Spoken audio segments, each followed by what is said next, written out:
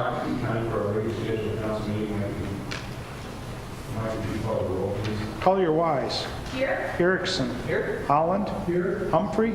Here. Mines. Here. Price. Here. Sorensen. Here. Ward. Powell. Here. Would everyone please stand for the pledge of allegiance? I pledge allegiance to the flag of the United States of America and to the republic for which it stands, one nation, under God, indivisible, with liberty and justice for all. Thank you. Next item are the minutes from March 20th special meeting and March 20th regular meeting. Motion and a second to approve the minutes from both meetings on the 20th. All in favor signify by saying aye. Aye. Opposed, no. Motion carries. Next, adoption of the agenda. John or Mike, do you know of any changes to the agenda? Okay. Second. Motion and second to approve the adoption of the agenda as printed. All in favor signify by saying aye. Aye. Opposed, no. Motion carries. Thank you. Under visitors be heard. Addressing the council. Persons addressing the council shall use the microphone at the podium. Please raise your hand to be recognized. Go to the podium and state your name and address. For items that are not on the agenda, members of the public may speak under visitors to be heard on any topic not on the agenda. Remarks are limited to 5 minutes and no decision will be made at this time. For agenda items, public testimony will be taken at the beginning of each agenda item after the subject has been announced by the mayor and explained by staff. Any citizen who wishes may speak one time for 5 minutes on each agenda item. Public testimony will then be closed and the topic will be given to the governing body for possible action. At this point, only city council members and staff may discuss the current agenda item unless a council member moves to allow another person to speak and there's unanimous consent from the council. Questions from council members, however, may be directed to staff or any member of the public through the presiding officer at any time. At this point, is there anyone in the audience that has an item they wish to discuss that's not on the agenda? Seeing none, turn to the council. Anyone on the council have an item that they'd like to discuss? Tom, please. Mr. Mayor and members, I think it would be appropriate to send warm greetings and sincere condolences to Spearfish, South Dakota, and everyone there, all the citizens and all the first responders, but particularly the families. This tragedy is not being borne alone. I think the whole state is with you, Spearfish. Thank you for your time. Thank you, Tom. Next, we go to item 6, public hearings. The first one is a special daily malt beverage and wine license for Vermillion Chamber of Commerce and Development Company on or about April 27, 2017 at Radican Platz and the portion of Market Street abutting Radican Platz. And Mike, please. The Vermillion Chamber and Development Company has submitted their application for the special daily malt beverage and wine license for the Earth Day events on Thursday, April 27th. The event will be held on the Radigan Platz on the corner of Market and Main and a portion of Market Street abutting the Platz. The notice of hearing and police chief's report are included. As the event's held on city property, ordinance allows the city to include such conditions and restrictions as the governing body may deem appropriate. There's a request to exceed the allowable noise levels and street closing later on the agenda. The VCDC has requested a permit to sell beer and wine on city property.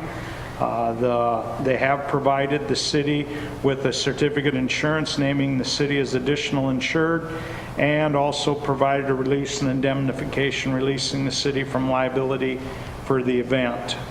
Administration would recommend approval of the special license for April 27th. They had included on the license that it's from 6 p.m. to 8 p.m. To be on Radigan Platz and the portion of Market Street abutting.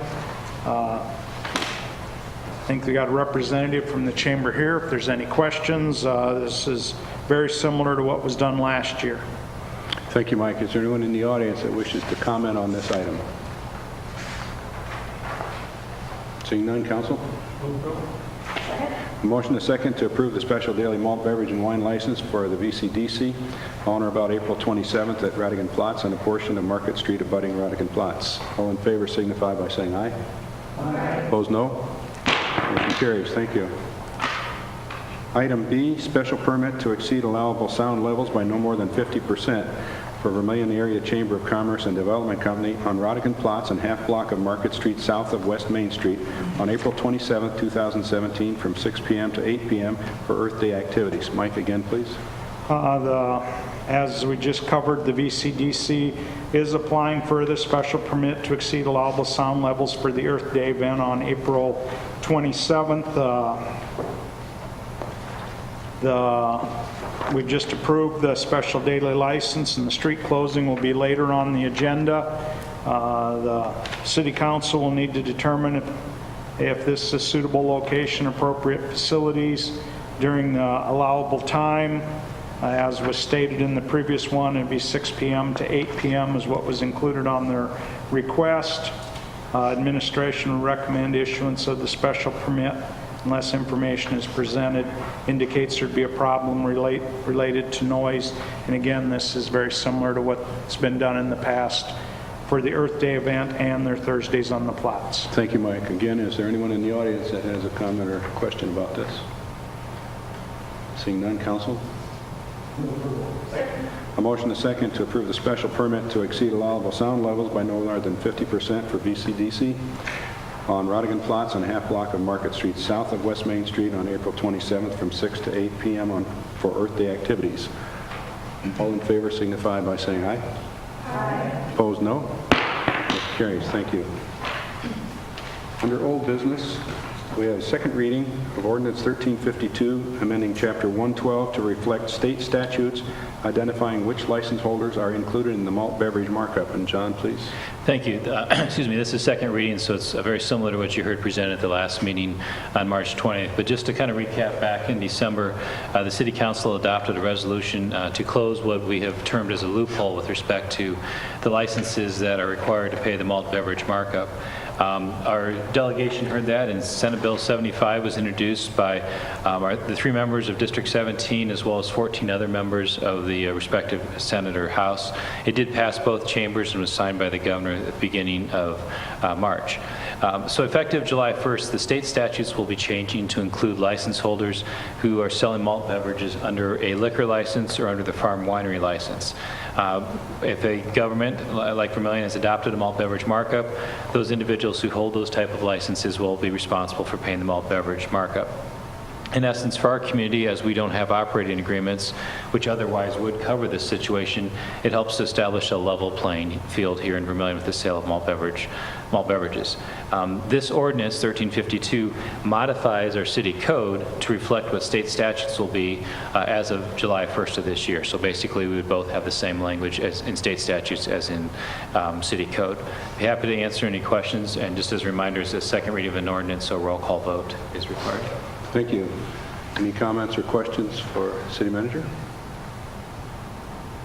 Tom, please. I'd just like to say that I expected... Your mic. I'm sorry. I expected, but only heard one comment in opposition to this, and that was that everybody has to buy wholesale at the same price, basically, and there's only one or basically one place that can sell it by just barely raising the price from wholesale, and that was really stuck in the craw of one of the operators in town. But other than that, I have not heard anyone come forward against this, even though it's been advertised. So just wanted to point that out.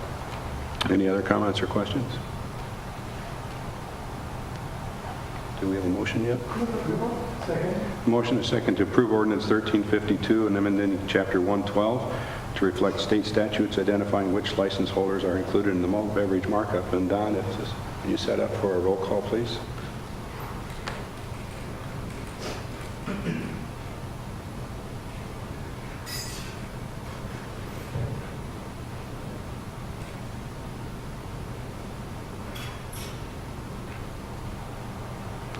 You see the results, 8 yes, 1 no. Motion passes.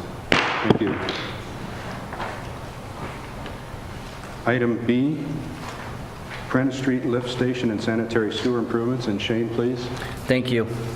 At the March 20th meeting, Council awarded First Rate Excavate Incorporated of Sioux Falls the bid for the Prentice Street Lift Station and the downstream sewer improvement project. At that time, Council received the recommendation to only accept the base bid and to decline the bid alternate.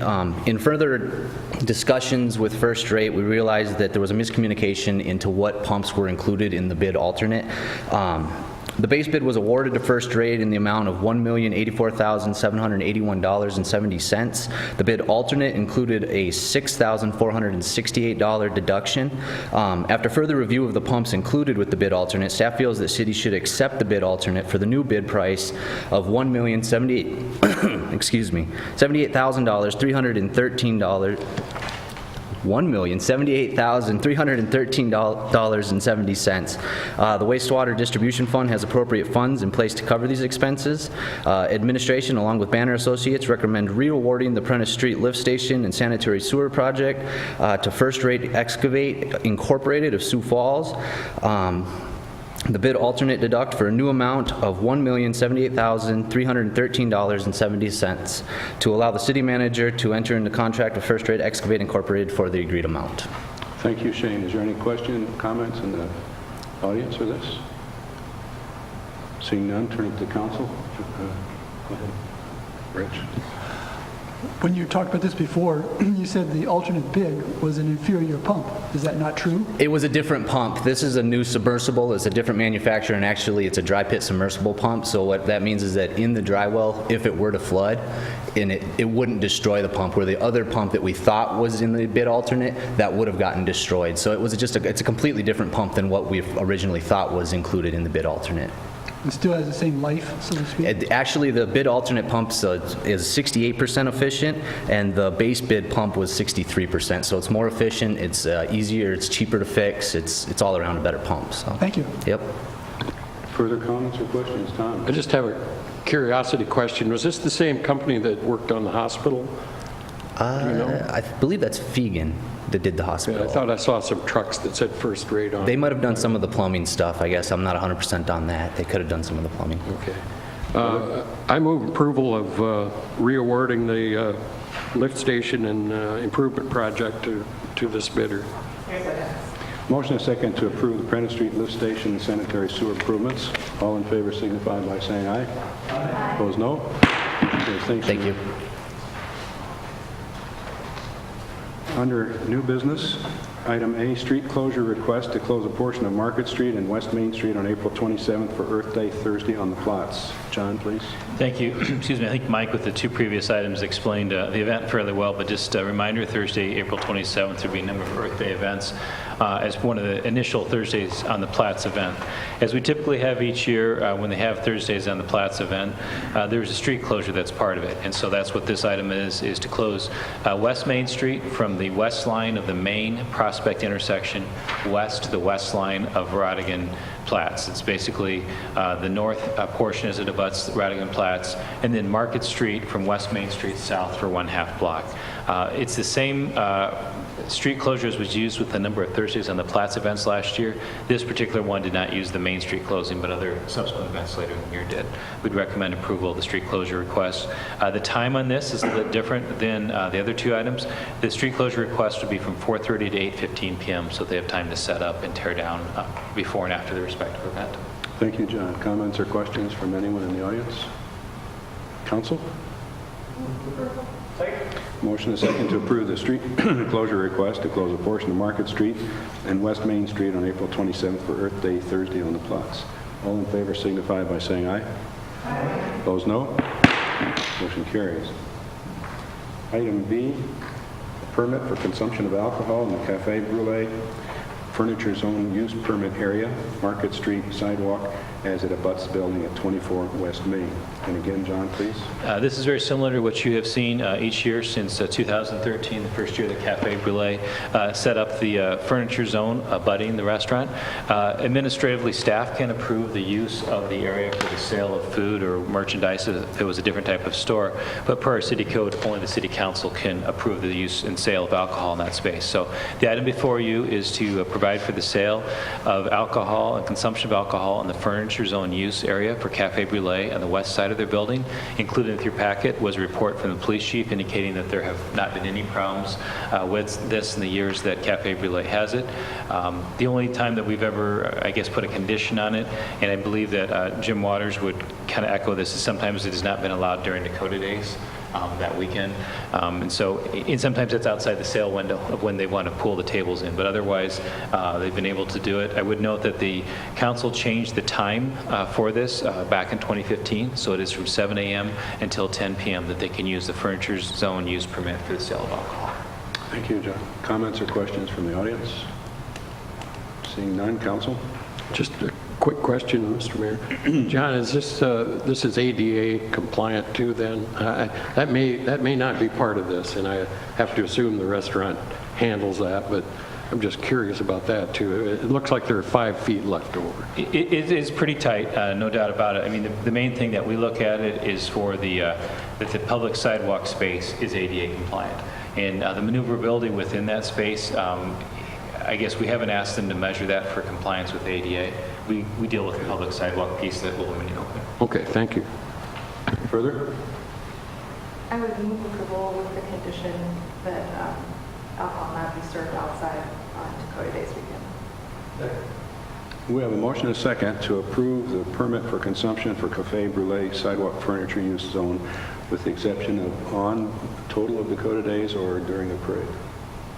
I would say Saturday of Dakota Days. So, I guess it doesn't really, Sunday doesn't seem like it's a big deal.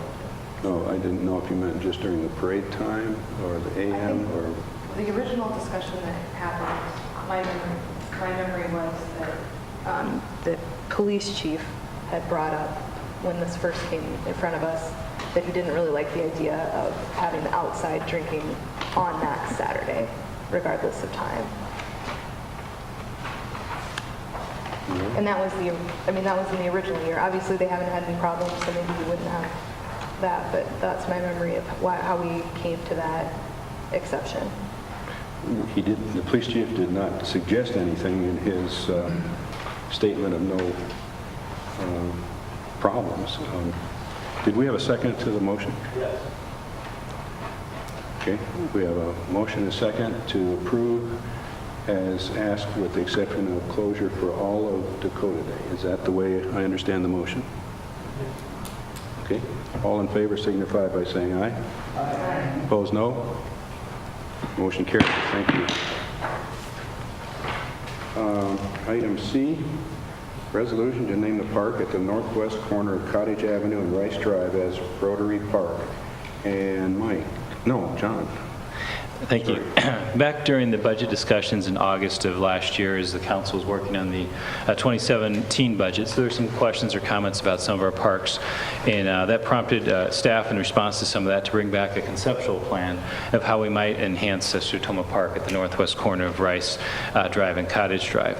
That was presented to the City Council in December of last year, and we did try to build in some funding in the 2017 budget to begin to address some of the plans for that.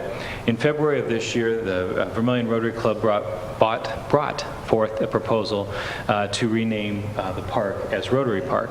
I guess I would note that the Sertoma Club, from the records we were able to find, disbanded back in 2005. Rotary didn't bring that up. That was some of our research on it. But Rotary noted that they would be willing to donate $10,000, $5,000 a year over the course of 2 years for park improvements. As part of that request, they asked that the City Council consider renaming the park as Rotary Park. With renaming requests, that was taken to the Policies and Procedures Committee at the March 16th meeting, and the Policies and Procedures Committee made a recommendation to the City Council at your last meeting on March 20th, and the recommendation of Policies and Procedures was to rename the park as Rotary Park. So before you this evening is a resolution that would name the park at the northwest corner of Cottage and Rice as Rotary Park, and I believe we have a representative here of the Rotary Board that could help answer questions. Is there anyone in the audience that wishes to speak on this topic? I'll turn it to the council. Second. Motion is second to approve a resolution renaming Sertoma Park as Rotary Park. Oh, I'm sorry. Oh, certainly, I didn't see you there. John, Was it named Sertoma Park originally because they had contributed funds to the park, or it was a similar situation? We anticipate that was the case. It was tough. Derek, the intern we had at the time, did some research through Wes Pravacek at Austin Whittemore, tried to find some newspaper articles. We really had no luck in terms of pulling up what had transpired, and he called Sertoma International, I guess, I'm not sure exactly what the headquarters was named, and they gave us the years in which there was a Sertoma Club here in Vermillion, and I believe it was 1987, right around in there. The Sertoma Club in Vermillion received an award for community involvement or something like that. Sertoma International did not have a description of that anymore, but we're speculating that that might have been what transpired in the late 80s. But I don't have a solid answer to your question. We've tried to research that. We've just not been able to put together any details. Further comments or questions? We have a motion and a second. Is that correct? All in favor signify by saying aye. Aye. Opposed, no. Motion carries. Item D is a fireworks public display permit for a Dakotathon on April 8th, 2017. Mike, please. Dakotathon is requesting the City Council approval of a fireworks display on Saturday, April 8th. Display is planned to begin approximately 10:15, would be discharged from USD softball complex north of the USD residence halls. Lannis Fireworks will be conducting the show and has provided a certificate of insurance. This event was last done in 2015, has moved locations over the year. A copy of the permit application, site plan, and diagram are attached. Matt Taggart, Fire Marshal, has met with Lannis Fireworks and reviewed the site. Brooke Daney had coordinated with USD for the event. Matt had kind of approved the permit contingent upon Brooke contacting property owners at 833 East Duke about the event. Brooke has provided a sheet signed by residents that were home when the notice was left for them. Also, that same notice was provided at the other residence where nobody was at home to let them know about the event. Matt had also requested that parking on North Plum Street be restricted during the event from north of the USD south end of to the south end of the north drive of USD on Duke Street, on Plum Street, and the soccer fields from 9:30 to 11 just for safety during the event. Matt and Brooke are here. If you have questions, administration recommend approval to authorize the mayor to sign the fireworks public display permit for the Dakotathon for fireworks on April 8th, 2017, the USD softball complex, and to include closing of that parking on North Plum Street from 9:30 to 11 p.m. Thank you, Mike. Any comments or questions from the audience? Please. Yes, please. Thank you for allowing us to come tonight. So I'm Robert McClellan, the co-overall chair for Dakotathon. Our organization raises money for Children's Miracle Network at the Sanford Castle Care in Sioux Falls. This year we have over 700 students registered for our event, so we hope to have a great success at our event this Saturday. We stay up for 24 hours and spend time with miracle children and their families throughout the day to raise awareness about the conditions and things that they've gone through. This is just a part of our 24-hour day, and it's followed by a vigil that remembers those children that have passed due to their illnesses and injuries that were benefited by Children's Miracle Network. So we're really thankful that we've gotten to this point at least, because we've tried this last year and we didn't get this far. So we're thankful that we've at least made it this far this year. We can answer any questions you may have as well. Do you have to have permission from the university? Yeah, we've got that. Took us a little while, but we got it done. Yep. Okay, thank you. Comments or questions? Yes. Pull it to her. So I see that the USD women's softball team, they host Omaha that Saturday and then Sunday at 11 o'clock. Who's responsible for cleaning up the fireworks? so the field is playable? Sure. So it's not on the primary field for the women's softball team. It's on the field adjacent to that. It's the one that's a little bit farther south. It's the southeast corner field there, from my understanding. Is that correct? Yeah. Yeah. So, and then Lantis Fireworks has also agreed to clean up after the event. Further questions? I have a question if Mr. Taggart's planning to come forward. Well, he isn't unless you ask him. He's not? Okay. And thank you. Appreciate it. I'm curious, Mr. Fire Marshal, about how close will anybody be able to park then? And then do they have to walk up, or will they be able to walk up and watch? Yeah. People are going to want to know about vantage point. Excuse me. Per NFPA 1123, there are certain distances that they have to be. According to their shell size, they're well within their limits for their fallout area. I advise them to put their audience in the parking lot of Richie Olson, the dorms there, quite a ways back. So they'll probably be 200 feet from the actual edge of the grass, plus the 260 feet it is to where their firing site is. So they're going to be probably close to 500 feet away. And that's why we wanted to restrict the parking on North Plum, so we didn't have a bunch of people pulling up and parking there. NFPA has a lot to say about the 1123. Yes, sir. So what are the sizes? The biggest shell they're going to the biggest shell you can shoot is 16. The biggest they're going to shoot is 1 7/8 inches. Okay. So. Thank you. Perfect. Thank you. Any more questions? Anything else, council? Motion is second to approve fireworks public display permit for Dakota-thon on April 8th, 2017. All in favor signify by saying aye. Aye. Opposed, no. Motion carries. Thank you, guys. Thank you. Item E, resolution adjusting wastewater rates. Mike, please.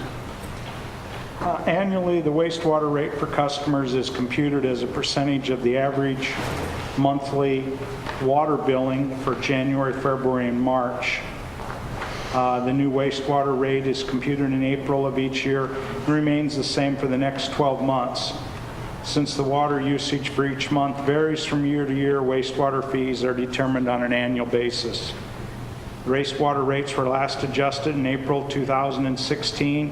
At that time, they were increased from 126% to 127% of that average water billing for January, February, and March. As wastewater rates are based on the water billing, it should be noted that there was a 2% increase in water rates in January of 17, but also the water billing for the first quarter, or January, February, March of 17, has seen a decrease in volume of 4.5% over the same period in 16.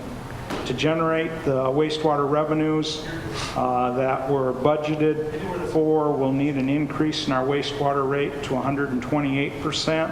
This would amount to an average of 2.71% for the average customer, increase in their sewer billing.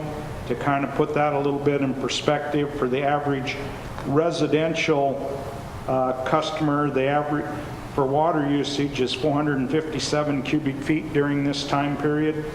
The old rate would have been $31.46. The new one would be $32.32, an increase of 85 cents a month for the year.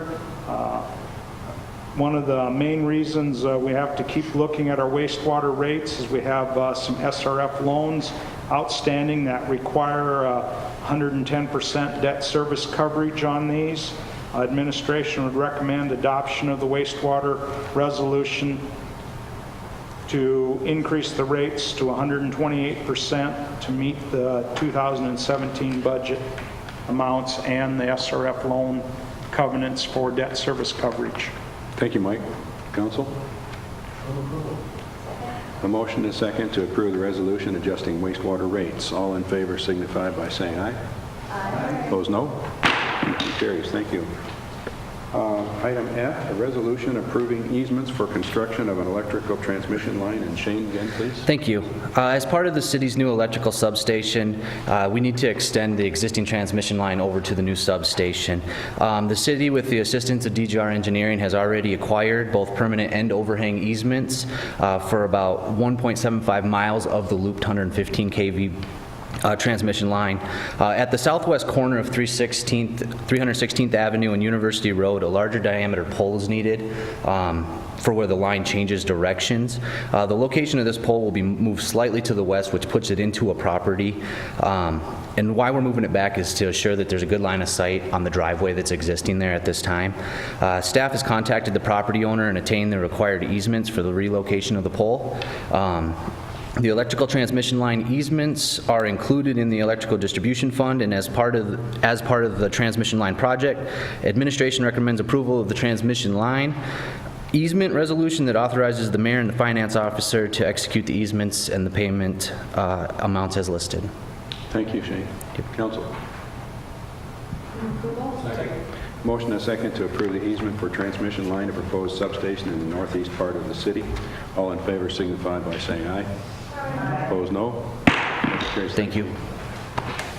Bid opening, fuel quotes. Mike, please. Should have the fuel quotes in front of you or on the monitor.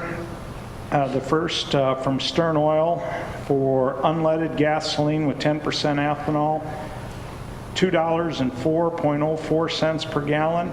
The second is for unleaded gasoline regular, $2.26.86 per gallon. The third is number 2 diesel fuel dyed, $1.84.2 per gallon. And the fourth is number 2 diesel fuel clear, $2.14.85. The second bidder was Brunick Service on item 1, $2.07. Item 2, $2.30. Item 3, $1.86. Item 4, $2.20. Stern would be the low bidder on all 4 items. Thanks, Mike. Council? Motion and a second to approve the low bid on fuel quotes. All in favor signify by saying aye. Aye. Opposed, no. Motion carries. Thank you. Next is our city manager's report. John? Just, I guess, 2 items real quick. Our Saturday landfill hours did resume on Saturday. We don't have Saturday hours during the winter, but they resumed on April 1st.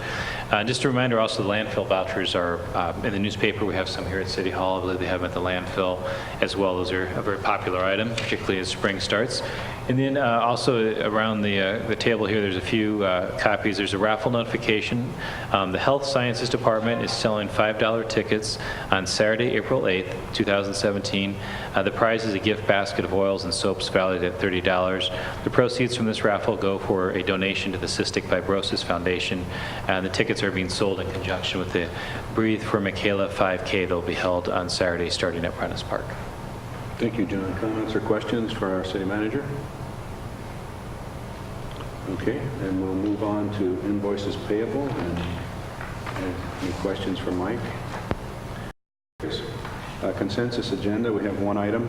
Set a public hearing date of April 17, 2017 for a special daily malt beverage and wine license for the Vermillion Chamber of Commerce and Development Company on or about April 22, 2017 at the Clay County Fairgrounds West Arena for their Dirty Dog Bicycle Race. Move approval of the consensus agenda. Second.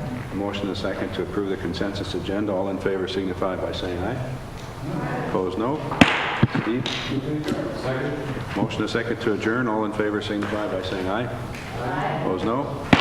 We adjourn.